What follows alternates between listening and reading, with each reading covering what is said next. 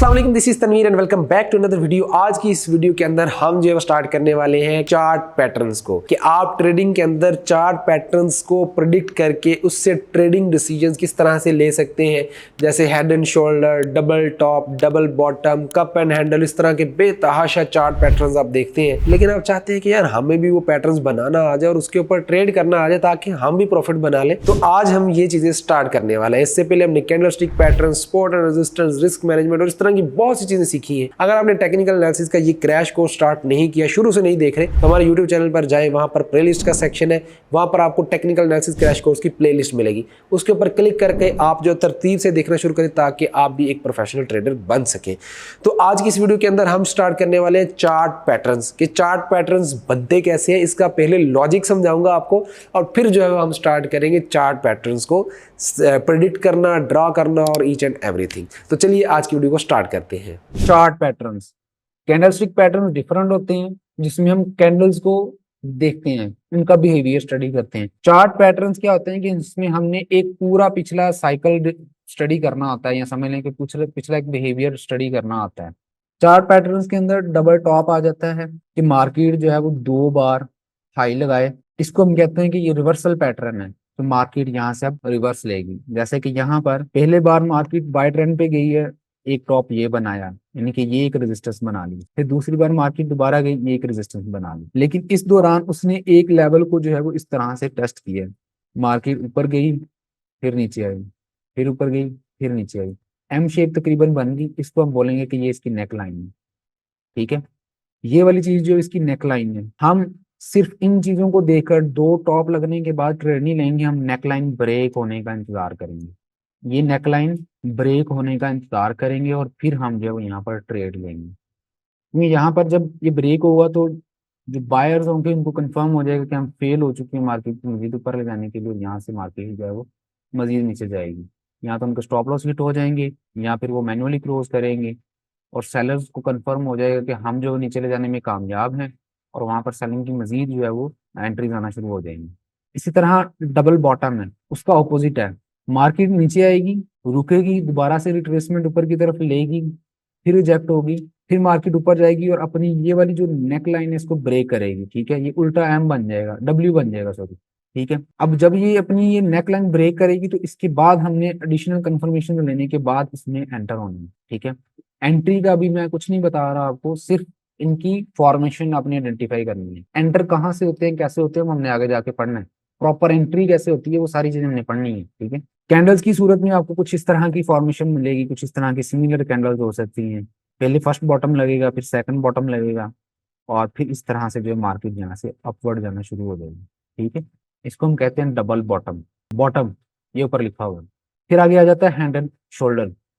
जैसे वहां पर डबल टॉप था, यहाँ पर समझ लें कि ट्रिपल टॉप होगा, लेकिन सेंटर वाला इनका हाई ज्यादा होगा। मार्केट एक बुलिश ट्रेंड के अंदर चल रही है, मार्केट का ट्रेंड बुलिश है। मार्केट अपनी हायर हाइज हायर लोज बनाते आ रही है। हायर हाइज हायर लोज पर पता है क्या होते हैं? चलिए मैं आपको दोबारा बताता हूँ, अगर किसी को नहीं पता, हमने डिस्कस नहीं किया, हमने जब ट्रेंड लाइन लगाई थी तब बताने थे, निकल गया माइंड से। अब ये एक बुलिश ट्रेंड है, इसमें ये एक हाई बना, फिर ये एक लो बना, फिर ये एक हाई बना जो कि पिछले हाई से ऊपर है, तो इसको हम बोलेंगे हायर हाई। अब ये जो लो बना है ये पिछले लो से ऊपर है, इसको बोलेंगे हायर लो। इसी तरह higher highs and higher lows बनते जाएंगे, इसको हम बोलेंगे कि ये बुलिश ट्रेंड है। अब इसी तरह ट्रेंड चेंज होता है, तो ये एक हाई बना, फिर इसका ये लो बना, फिर ये एक हाई बना जो कि पिछले हाई से नीचे है, समझ रहे हैं? तो इसको हम बोलेंगे लोअर हाई, और ये लो पिछले लो से नीचे है तो हम इसको लोअर लो बोलेंगे। इसी तरह lower highs and lower lows, ये हमें बेरिश ट्रेंड की कंफर्मेशन मिलेगी। Simple is that. हाँ जी, जब पीछे उसने कोई अप ट्रेंड चलता हुआ आ रहा हो उसका, फिर सेम सेम वैलिड होना जरूरी है। ट्रेंड पीछे ट्रेंड जो चलता आ रहा है वो होना चाहिए। अगर डबल टॉप बन रहा है तो पीछे बाय ट्रेंड होना चाहिए, अगर डबल बॉटम बन रहा है तो पीछे उसका बेरिश ट्रेंड होना चाहिए। जी जी बिल्कुल। अच्छा, बहुत अच्छा सवाल है आपका। मैं इसके ऊपर ना आपको एक आर्टिकल देना है, उसको आप लोगों ने खुद भी रीड करना है। ये जो इतना पीरियड है ना, एक बार मार्केट इसके अंदर नीचे आई है फिर ऊपर गई, इसको कहते हैं एक साइकिल, ट्रेंड का एक साइकिल। इस एक साइकिल के अंदर कम से कम 5 कैंडल होनी चाहिए। अगर 5 से कम है उसको हम एक साइकिल नहीं मानेंगे। वो रिट्रेसमेंट जो है वो 5 कैंडल से अगर कम में हो रही है तो हम उसको रिट्रेसमेंट नहीं मानेंगे। 5 ही 5 से ज्यादा नहीं। वो उसको कह सकते हैं कि वो एक ही रिट्रेसमेंट है या एक ही है, वो इम्पल्स है, हाँ इम्पल्सिव है, लेकिन उसको हम वो साइकिल कंसिडर नहीं करेंगे। ठीक है, मैं आपको एक आर्टिकल का लिंक दूंगा ग्रुप के अंदर, उसको आपने रीड कर लेना है। वेबसाइट का भी मैं यहाँ पे बता देता हूँ, आपने उसको वहां पर proper highs and lows, qualifying highs and lows जो है ना, वहां पर बड़ी डिटेल के साथ उन्होंने बताया। इजी है, उसको रीड कर लेंगे, एक बार में रीड करने से आपको सारी समझ आ जानी। ठीक है, सारे टाइम फ्रेम के अंदर ये जितनी भी डिस्कशन हो रही है, आपकी कैलकुलेशन एक्यूरेट होनी चाहिए। अगर 1 घंटे की कैंडल है तो 15 मिनट के अंदर वो 4 कैंडल्स होंगी, अगर 5 मिनट की है तो 12 कैंडल्स होंगी। ये कैलकुलेशन आपकी पहले होनी चाहिए सारी। 5 बताया तो है, ये साइकिल होता है, पुल बैक को एक साइकिल कहते हैं ना। 5 कम से कम 5 ऐसे ही सर, 5 होनी चाहिए क्वालिफाइंग हाइज एंड लोज के लिए। ठीक है, नहीं नहीं, आपने उसी टाइम फ्रेम के अंदर रहना है। H1 के अंदर है तो H1 की कैंडल्स काउंट करनी है, उसको M15 वाला हिसाब नहीं लगाना।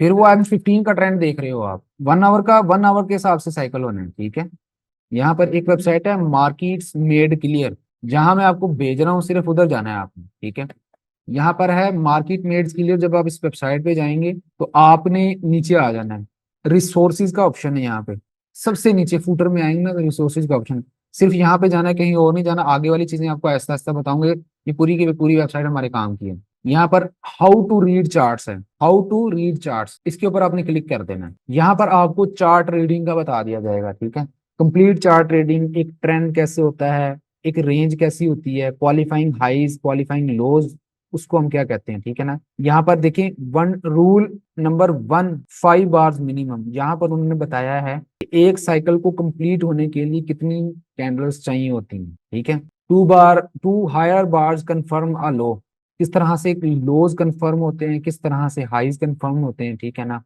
कौन सी चीजें नहीं होती, ये सारी चीजें, और ये आपकी प्राइस एक्शन को बड़ा इन्हांस कर देंगे। ठीक है, ओवर साइज्ड बार क्या होती हैं, जो इस तरह की बनती हैं, उनका क्या रोल होता है, जिस तरह जो इस तरह की बनी है। ठीक है, आप इनको यहाँ से आके स्टडी कर सकते हैं, इजी, बहुत इजी है, इसको आप पढ़ लीजिएगा, ये इसमें आपकी वो थोड़ा सा इन्हांसमेंट आ जाएगी आपकी स्टडी के ऊपर। ठीक है, बात कर रहे थे हेड एंड शोल्डर की, इसके ऊपर जो है वो, जब मार्केट का बाय ट्रेंड चलता आ रहा है तो बाय ट्रेंड के बाद मार्केट ने अपना एक जो हाई लगाया होगा, उसके बाद एक लो लगेगा, फिर दोबारा एक हायर हाई लगेगा, फिर उसके बाद एक लो लगेगा जो कि पिछले लो से ऊपर नहीं होगा, तकरीबन इक्वल या उससे भी नीचे थोड़ा सा होगा। लोअर लो बना रहा होगा या सेम लेवल पे लो होगा या बिल्कुल नियर बाय होगा, यानी कि यहाँ पर आकर वापस आ रहा है, तकरीबन तकरीबन उसके क्लोज होगा। और जो फिर हाई बन रहा होगा वो पिछले हाई से नीचे होगा उसका, यानी कि लोअर हाई की तरफ जा रहा होगा, वहां पर इक्वल होना जरूरी नहीं है। ट्रेंड शिफ्टिंग की ये एक निशानी होती है, यहाँ पर प्राइस एक्शन हमें पहले बता देता है कि मार्केट का ट्रेंड शिफ्ट हो रहा है। अब मैं आपको इसको पूरा लॉन्ग ट्रेंड जो है वो बना के दिखाता हूँ कि क्या होता है basically head and shoulder. Market का ये ट्रेंड चलता आ रहा है, मार्केट पीछे बाय ट्रेंड के अंदर थी, ये एक हाई था इसका, ये एक लो था, फिर ये एक हाई बना, फिर लो बना, और फिर ये एक हाई बना जो कि पिछले हाई को ब्रेक नहीं कर पाया। यहाँ से हमें कंफर्मेशन मिल जाती है, जब ये अपनी नेक लाइन ब्रेक करती है तो फिर इसके बाद मार्केट का ट्रेंड जो है वो रिवर्स हो जाता है। ठीक है, इसको हमने एक नाम दिया हुआ हेड एंड शोल्डर का। कैंडल्स के अंदर कुछ इस तरह का नजर आएगा, ऐसा नहीं होगा कि बिल्कुल ये जो इस तरह से है, 3 उंगलियां अगर आप अपनी इस तरह करते हैं ना तो आपको ये हेड एंड शोल्डर वाला पैटर्न बनता हुआ मिलता है, बिल्कुल एक्यूरेट नहीं होगा। जैसे आपकी पहली उंगली और दरमियान वाली उंगली बड़ी है उससे, और फिर ये जो थर्ड वाली जो उंगली है, ये बड़ी वाली से छोटी है लेकिन शहादत वाली उंगली से जो है वो बड़ी है, दरमियान में आ रही, इसी तरह इसी में भी होती है चीजें। ठीक है, लेफ्ट शोल्डर आप देखोगे तो राइट शोल्डर से छोटा है, इसी तरह लेफ्ट शोल्डर बड़ा हो सकता है, राइट छोटा भी हो सकता है, हार्ड एंड फास्ट रूल नहीं है। फिर उसके बाद जो इसकी नेक लाइन है वो बिल्कुल स्ट्रेट लाइन नहीं होगी, इस तरह से थोड़ी सी कर्व भी हो सकती है, लेकिन वो 45 डिग्री पे नहीं जाएगी, वो 30 डिग्री रहेगी, और या फिर वो इसी तरह का पैटर्न जो है ना बना रही होगी, यानी कि उसके दरमियान में ही रहेगी। ठीक है, तो ये इसकी नेक लाइन कंसिडर होगी, जब ये ब्रेक होगी उसके बाद हमने एंटर होना है। एंट्री कैसे लेनी है वो मैं नहीं बता रहा, सिर्फ आपको पैटर्न्स हाईलाइट करने के बता रहा हूँ कि आपने आइडेंटिफाई कैसे करनी है। इसका बिल्कुल ऑपोजिट जो है वो इनवर्स हेड एंड शोल्डर होता है। ठीक है, इसमें मार्केट जो है वो बॉटम पे बनती है, बेरिश ट्रेंड पीछे चलता आ रहा होता है, और मार्केट फिर वहां से जो है वो अपना ट्रेंड शिफ्ट कर रही होती है।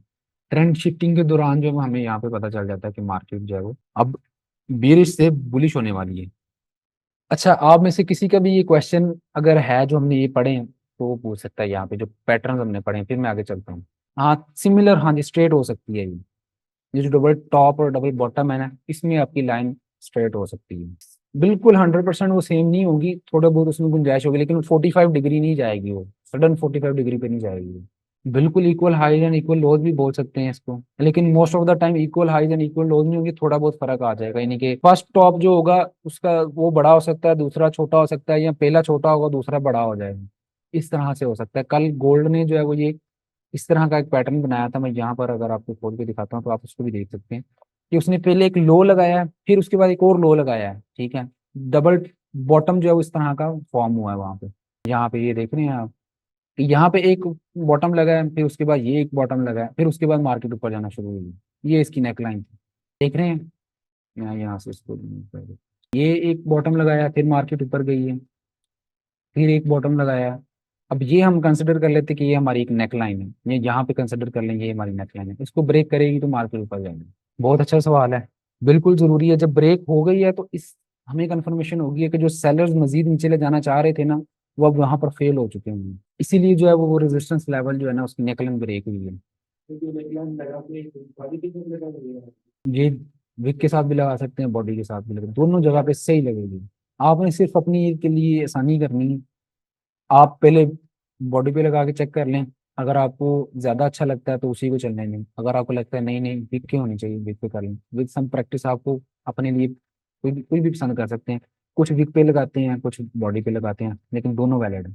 हम प्राइस सेक्शन कह रहे हैं ना, तो प्राइस सेक्शन तो चलता है लॉजिक्स के ऊपर। अब मैंने आपको इतनी लंबी चीजें पढ़ा दी हैं, तो आपको पूछना चाहिए ना कि सर हर बार डबल टॉप के बाद मार्केट क्यों नीचे गिरती है, और हर बार इस तरह की चीजें बनती हैं हेड एंड शोल्डर, तो मार्केट उसके क्यों उस तरह जाती है। क्या इन्होंने पहले कोई मैसेज किया होता है, एक दूसरे को कॉल करते हैं या व्हाट्सएप ग्रुप पे जो है वो एक मुशावरत करने के बाद मार्केट मूव करती है। सवाल पूछना शुरू करो आप लोग सवाल नहीं पूछते। आप लोगों का दिमाग जो है ना सीखने की तरफ होना चाहिए कि इसके पीछे क्या रीजन है, लॉजिक हर चीज के पीछे आपके अंदर जो है ना ये सलाहियत होनी चाहिए कि मैं इसके बारे में पूछूं ये बना क्यों है क्यों, ऐसा हो क्यों रहा है, ये बल्ब चल रहा है तो क्यों चल रहा है, लाइट चल रही है पीछे से, लाइट आ रही है, एनर्जी आ रही है इसलिए चल रहा है, और पीछे से बटन चलाया है इसलिए चल रहा है। ये सारी चीजें लॉजिक्स होने चाहिए। बच्चों वाला देने तो जैसे कि हर चीज पूछते हैं क्यों क्यों, वो वाली क्यों नहीं खत्म होनी चाहिए आपकी कभी भी जिंदगी में। यहाँ पर भी आपको ये चीज पूछनी चाहिए थी कि सर हर पैटर्न के बाद अब हेड एंड शोल्डर बना है, स्मार्ट मनी को भी पता है कि हेड एंड शोल्डर बन गया है, तो फिर वो फिर भी क्यों नीचे लेके जाते हैं। वहां पर तो बहुत से प्रोफेशनल ट्रेडर जो हैं वो सेल करके बैठे होंगे, तो उनको प्रॉफिट क्यों दे रही है, ये मजीद यहाँ पे आके बाइंग क्यों नहीं कर रही और मजीद मार्केट को ऊपर क्यों नहीं लेके जा रही। होना चाहिए ना सवाल की। जहाँ पर तो उनको भी उनके पास तो और ज्यादा टूल्स होते हैं कि वो देख लेते हैं कि कौन किन किन के एसएल जहाँ पर पड़े हुए हैं, किन किन के जो है ना वो पोजीशंस जो लिमिट्स लगी हुई हैं वहाँ कहाँ कहाँ पर पड़ी हुई हैं। एक ऑर्डर बुक ही नहीं होती जहाँ पर पता चल रहा होता है, और भी बहुत सी चीजें होती हैं जहाँ पर पता चलता है कि यहाँ यहाँ ऑर्डर प्लेस हैं। इवन के फॉरेक्स के अंदर भी कुछ ऐसी टेक्निक्स हैं कि आपको एसएल का भी पता चल जाता है कि कहाँ कहाँ एसएल पड़े हुए हैं चीजों में। तो वो तो उनको जो है वो आसानी से ट्रैप करके और आप मजीद ऊपर ले जा सकते हैं। ऐसा वो नहीं करते, क्योंकि उनके भी कुछ ना कुछ, अब इंस्टीट्यूट ऐसा नहीं है कि उसने इंडिविजुअली ट्रेड करना होता है, नहीं।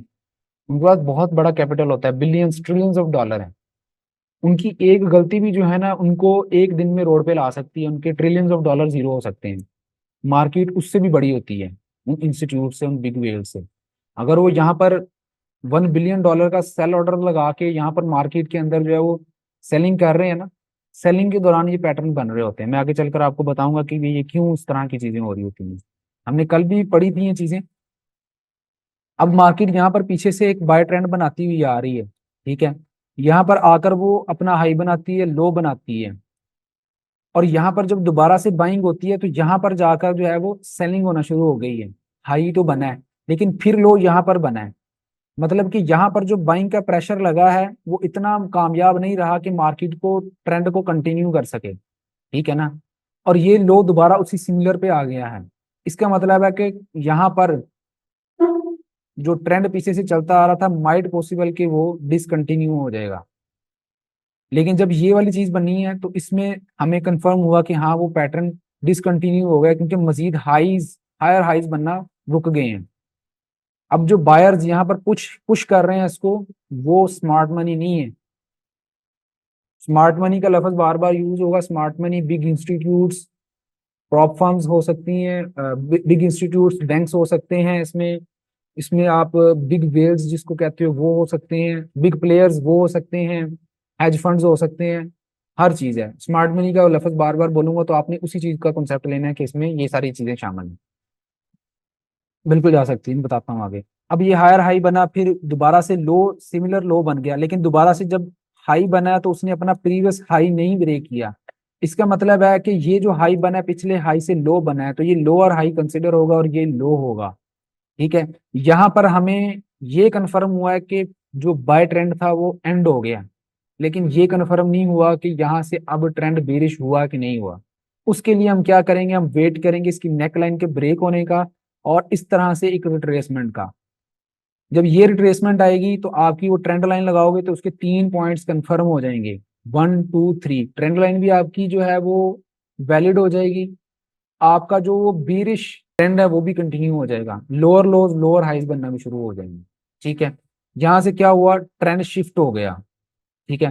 ट्रेंड शिफ्ट होने के बाद मार्केट इस तरह से कंटिन्यू कर लेगी। अब यहाँ पर अगर इंडिकेटर इस्तेमाल करेंगे तो इंडिकेटर तकरीबन हमें यहाँ जाकर जो है ना वो सेल की एंट्री दे रहा होगा।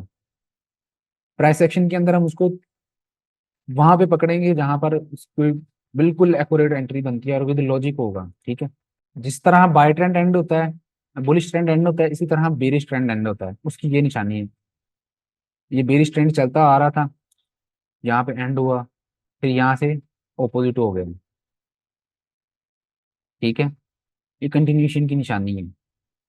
लेकिन ऐसा भी हो सकता है कि यहाँ पर जब वो कंटिन्यू कर रहे थे तो एक ऐसा पीछे एक लेवल था इस लेफ्ट साइड पे, डेली का कोई ऐसा स्ट्रॉन्ग रेजिस्टेंस लेवल था।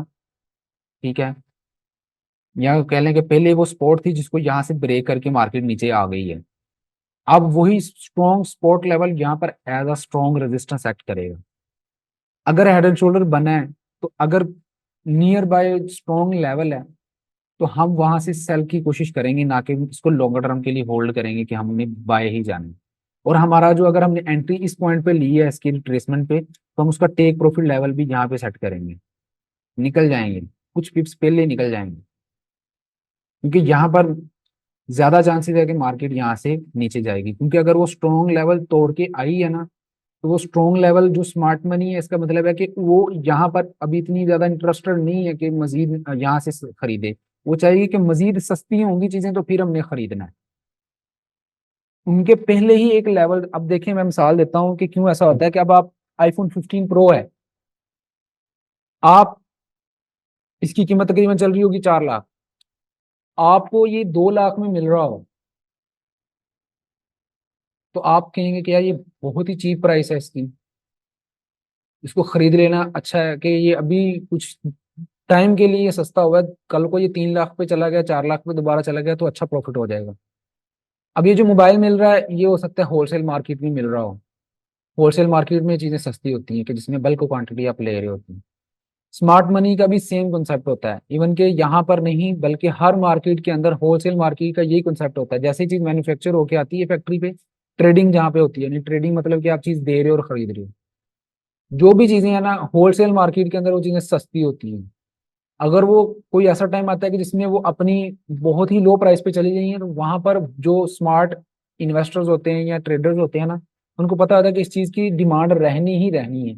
अगर ये कुछ दिनों के लिए नीचे आई भी है तो हम इसको खरीद लेते हैं, बल्क में बाइंग कर लेते हैं, ताकि इसकी सप्लाई ज्यादातर हमारे पास ही आ जाए। और जब मार्केट की सेम डिमांड भी रहेगी तो भी हमारी प्राइसेस ऊपर चली जानी है। यहाँ पर भी जो इंस्टीट्यूट्स होते हैं उनकी भी सेम साइकी होती है, उनके एल्गोज, उनके अपने जो लोग होते हैं, उनकी भी यही कोशिश होती है कि जितनी सस्ती चीज मिलेगी उतना अच्छा है। अब वो जब सस्ती चीज खरीद रहे होते हैं, अब एक मिसाल ले लेते हैं कि ये वाला कोई ऐसा लेवल आ गया यहाँ पर हेड एंड शोल्डर का कि जहां पर वो चीज सस्ती में पड़ी हुई है। ये वाला एक लेवल लगा लेते हैं इस तरह से कि ये वाला वो लेवल है कि जहां पर हमें आईफोन के जो मोबाइल है ना, 1 लाख मोबाइल हमें 2 लाख के रेट पर मिल रहा है, तो हमने जो है ना इसको क्वांटिटी को बाय करना है। ठीक है। तो वो क्या करेंगे, अगर वो यहाँ पर खरीदेंगे तो पहले वो थोड़े थोड़े ऑर्डर जो है वो यहाँ पर देंगे, उनके फिर जो बेचने वाले होंगे, जो अवेलेबल सप्लाई होगी वो वहां पर ग्रैब होना शुरू हो जाएगी। जब यहाँ पर अवेलेबल सप्लाई खत्म होगी तो मार्केट ऊपर जाना शुरू होगी। स्मार्ट मनी जब मार्केट ऊपर जाना शुरू होगी, स्मार्ट मनी मजीद बाइंग नहीं करती, क्योंकि उन्होंने जो एक प्राइस की एवरेज लगाई होती है ना माइंड के अंदर, वो सिर्फ उसी तक ही बाइंग करती है। अगर वो इसके साथ साथ बाइंग करेगी ना, तो उनकी जो एवरेज प्राइस है वो डिस्टर्ब हो जाएगी। जिस तरह हमने आर पढ़ा था ना, रिस्क टू रिवार्ड रेशो, उनका risk to reward ratio disturb हो जाएगा, क्योंकि उनके पास बिलियंस ऑफ डॉलर्स हैं, उनका 1% भी मिलियन के अंदर बन रहा है, ठीक है ना, मिलियंस ऑफ डॉलर्स बन रहा है। तो वो कुछ भी ऐसी एक्टिविटी नहीं करेंगे, वो सिर्फ अपने उसी लेवल पे आने का इंतजार करेंगे। अगर मार्केट वहां पे निकल चुकी है और उन्होंने पूरे मोबाइल नहीं, अभी 1 लाख यूनिट नहीं बाय किया, 40,000 बाय किए थे और मार्केट ऊपर चली गई, 60,000 रहते थे, तो वो क्या करेंगे कि मार्केट के अंदर या तो वो अपनी वाली सप्लाई को दोबारा से पुट करेंगे ताकि वो एक पैनिक क्रिएट करें, या फिर यहाँ पर कोई ऐसी न्यूज फैब्रिकेटेड कोई इवेंट आ जाएगा या न्यूज आएगी कि जहां पर जो है ना वो रिटेलर्स दोबारा से जो है ना वो सेलिंग स्टार्ट करेंगे, जो मार्केट को पुश करेगा यहाँ पर लाने के लिए। अब जैसे ही मार्केट इधर आएगी, उनके जो 60,000 यूनिट्स रह गए थे उनमें से तकरीबन समझ लें कि 40-50 यूनिट्स फिर से बाइंग हो जाएंगे इनकी। जब उन्होंने यहाँ पर बाइंग की और मार्केट ऊपर जाना शुरू हो जाएगी, मोस्ट प्रोबेबल यही पैटर्न बन जाएगा। अब यहाँ पर 10,000 यूनिट्स उनके रह गए हैं, वो 10,000 यूनिट को एवरेज करने के लिए वो क्या करेंगे, वो इसके ऊपर जाते जाते ही थोड़ा बहुत जो है वो दोबारा लेकर इसको एवरेज करने की कोशिश करेंगे, यानी कि यहाँ तक वो बाइंग इसकी कंटिन्यू रख सकते हैं। यानी कि जब वो निकल रही होगी तो तब उसकी कैंडल जो है वो तकरीबन इस तरह की बनेंगी, इस तरह की बन सकती है बिग कैंडल्स, ठीक है, बन सकती हैं, लेकिन एवरी टाइम ऐसा नहीं होगा।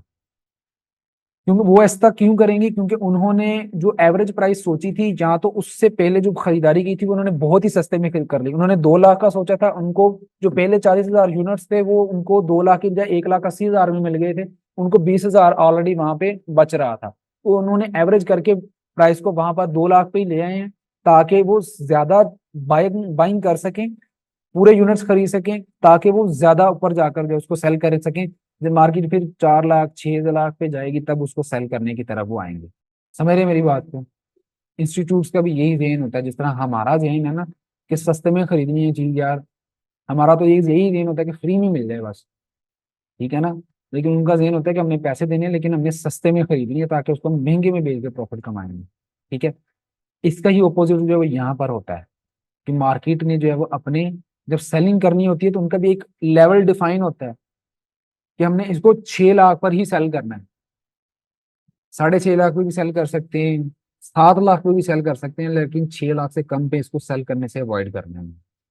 जब यहाँ पर मार्केट पहुंचेगी, मार्केट क्या करेगी कि वहां पर जब उन्होंने डिस्ट्रीब्यूशन देनी है, यहाँ तो कोई अच्छी न्यूज लेके आएंगे, यहाँ पर कोई ऐसा पैटर्न बन रहा होगा कि जिसकी वजह से जो रिटेलर्स हैं वो वहां पर आ रहे होंगे, ठीक है। यहाँ पर वो अपर विक्स लगाकर मार्केट की कुछ इस तरह की कैंडल्स बना रहे होंगे कि जिससे देखने वालों को लग रहा होगा कि हाँ मार्केट यहाँ से ब्रेक कर रही है ये वाला एरिया। वहां पर वो हल्की हल्की डिस्ट्रीब्यूशन करेंगे। डिस्ट्रीब्यूशन क्या है कि वहां पर बायर आ रहे होंगे, वहां से फिर वो सेल कर रहे होंगे, ठीक है। पहले उन्होंने 5,000 मोबाइल सेल कर दिया, फिर 5,000 सेल कर दिया, तीसरी कैंडल में फिर 10,000 मोबाइल सेल कर दिया। अब जब वो सेल करते जा रहे हैं तो फिर जब एक टाइम आएगा तो रिटेलर्स नहीं आएंगे, मार्केट थोड़ा सा नीचे आना शुरू हो जाएगी। अब उनकी तो समझ लें कि 40,000 की सेलिंग हुई है, 50,000 यूनिट्स उनके सेल हुए हैं, अभी उन्होंने मजीद सेलिंग करनी है। वो क्या करेंगे, अपनी दोबारा से या तो थोड़ी बहुत बाइंग करके यहाँ पर एक टेम्पररी स्पॉट क्रिएट करेंगे छोटी सी, कि जिसके ऊपर कुछ इस तरह की रिट्रेसमेंट या कंसोलिडेशन फेज के अंदर मार्केट ले आएंगे। वो कंसोलिडेशन फेज जो होगा उसके अंदर मल्टीपल टाइम यहाँ पर बायर्स आएंगे, जो कि मार्केट के अंदर जो है वो सप्लाई आने वाली को बाय करके मार्केट को ऊपर लेके जा रहे होंगे, या और फिर यहाँ पर सेलर्स आ रहे होंगे कि जो दोबारा से नई सप्लाई ऐड कर रहे होंगे, उसके अंदर स्मार्ट मनी भी होगी, ठीक है। उस कंसोलिडेशन फेज के अंदर जो है वो उनकी रिमेनिंग सप्लाई जो है वो डंप हो गई उनके अंदर। अगर स्मार्ट मनी ने उसको वाकई वहां पर सेल किया होगा तो ये वाली जो टेम्पररी सपोर्ट होगी ये ब्रेक हो जाएगी नीचे की तरफ, नीचे की तरफ ब्रेक होगी, मार्केट नीचे आ जाएगी। वरना अगर मार्केट एक बार ऊपर गई है फिर नीचे आई है, यानी कि यहाँ पर स्मार्ट मनी ने सेलिंग की है, तो यहाँ पर स्मार्ट मनी अगर थोड़ा सा भी पुश लगाती है कि यहाँ पर वो थोड़ी सी यूनिट्स दोबारा से खरीदती है, तो रिटेलर्स फिर कहेंगे कि हाँ ये अभी ट्रेंड जो पीछे चलता आ रहा है ये कंटिन्यू है, तो मार्केट दोबारा ऊपर चली जाएगी। फिर यहाँ पर दोबारा से जो है वो सेल करके वहां पर लेके आएंगे उसको मार्केट को, डबल टॉप बनता हुआ आपको नजर आ जाएगा। इन दोनों पॉइंट्स के अंदर उन्होंने मैक्सिमम ऑफ द सप्लाई जो है अपनी डंप कर दी होती है। हम इसीलिए इंतजार करते हैं कि ये जो एक नेकलाइन बनी है डबल टॉप के बाद ये ब्रेक होगी, तो हमने जो सेल करना है, हमें कंफर्म हो जाएगा कि हाँ ये जो ट्रेंड बाय का था वो खत्म होके अब जो है वो सेल में चला गया। अब यहाँ पर मैं आपको एक चीज जो है बताता हूँ। अच्छा, अब ये चार्ट पैटर्न्स कैसे बनते हैं ये भी मैंने एक्सप्लेन कर दिया है। एक तरीका बताने वाला हूँ, उस तरीके के मुताबिक जितने भी चार्ट पैटर्न बनते हैं ना वो सारे आपको क्वालिफाई कर जाएंगे उसके अंदर, और आपको पता चल जाएगा कि हाँ ये कंफर्म ब्रेकआउट है या फेक ब्रेकआउट है। ट्रेंड कंटिन्यू होने की निशानी तो आपको पता है कि हायर हाइज हायर लोज बन रहे होते हैं। अब ये एक बाय ट्रेंड चल रहा है, जब ट्रेंड ने चेंज होना होगा वो अपना अगला जो लो लगाएगा वो पिछले से ऊपर नहीं लगाएगा, फिर जो हाई बनाएगा वो पिछले हाई से नीचे हाई होगा, इनका उसका लोअर हाई होगा। फिर उसके बाद मार्केट जो है वो जो लो लगाएगी वो पिछले लो से भी नीचे होगा, लोअर लो बन जाएगा। ठीक है, हमें सिर्फ दो इस तरह के पॉइंट चाहिए, एक हाई और एक लोअर हाई चाहिए, एक लो और एक लोअर लो चाहिए। हमारा ये जो बेरिश ट्रेंड है ये कंफर्म है। थर्ड टाइम जब मार्केट इधर आएगी तो हम सेल पे बैठेंगे। अब आप जितने भी पैटर्न्स खोलोगे ना, जब भी वो ब्रेक हो रहे हैं यही पैटर्न बन रहा है।